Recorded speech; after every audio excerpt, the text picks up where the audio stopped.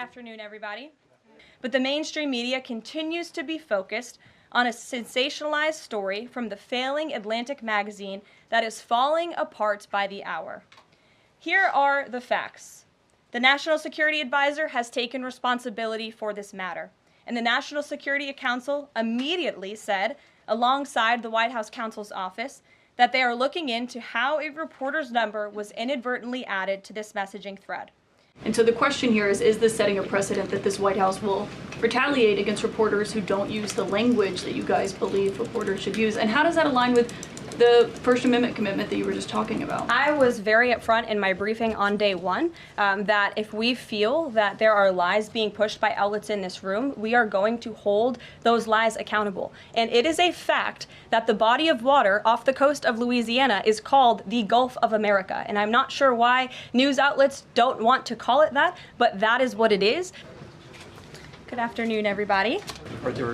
Well, I can tell you there was certainly a lack of transparency from the former president, from the entire former administration, and frankly, a lot of people in this room when it came to the health and the competence of the former president of the United States, Joe Biden. There was one of the greatest cover-ups and frankly political scandals this nation has ever seen. It's been unraveled in some recent books that are being written by journalists who engaged in that cover-up and scandal, which is quite ironic. Did the president ever spend hours at Jeffrey Epstein's house with a victim? These emails prove absolutely nothing other than the fact that President Trump did nothing wrong. And what President Trump has always said is that he was from Palm Beach, and so was Jeffrey Epstein.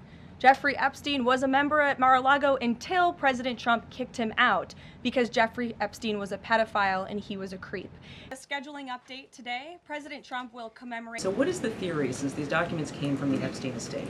Who is I guess in your view, faking these documents? I did not say the documents are a hoax. I said the entire narrative surrounding Jeffrey Epstein right now that is absorbing many of the liberal cable channels on television is a hoax that is being perpetuated by opportunistic Democrats.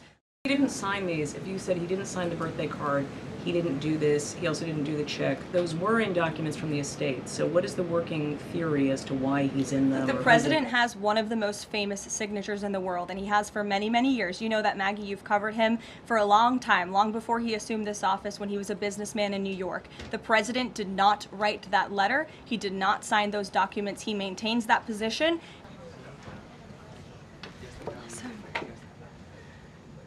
Why was Renee Good unfortunately and tragically killed? Are you asking me my Yeah. opinion?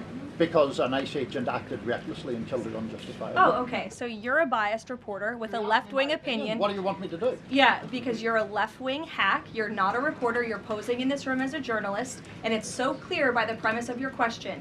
And you and the people in the media who have such biases but fake like you're a journalist, you shouldn't even be sitting in that seat. Good afternoon, everyone. Nobody in recent years has faced more bullets and more violence than President Trump. This political violence stems from a systemic demonization of him and his supporters by commentators, yes, by elected members of the Democrat Party, and even some in the media. This hateful and constant and violent rhetoric directed at President Trump day after day after day for 11 years has helped to legitimize this violence and bring us to this dark moment. Those who constantly falsely label and slander the president as a fascist, as a threat to democracy, and compare him to Hitler to score political points are fueling this kind of violence. The left-wing cult of hatred against the president and all of those who support him and work for him has gotten multiple people hurt and killed, and it almost did so again this weekend. What did the president mean when he called reporter piggy? Look, the president is very frank and honest with everyone in this room. You've all seen it yourself. You've all experienced it yourselves, and I think it's one of the many reasons that the American people reelected this president, because of his frankness. And he calls out fake news when he sees it. He gets frustrated with reporters when you lie about him, when you spread fake news about him and his administration.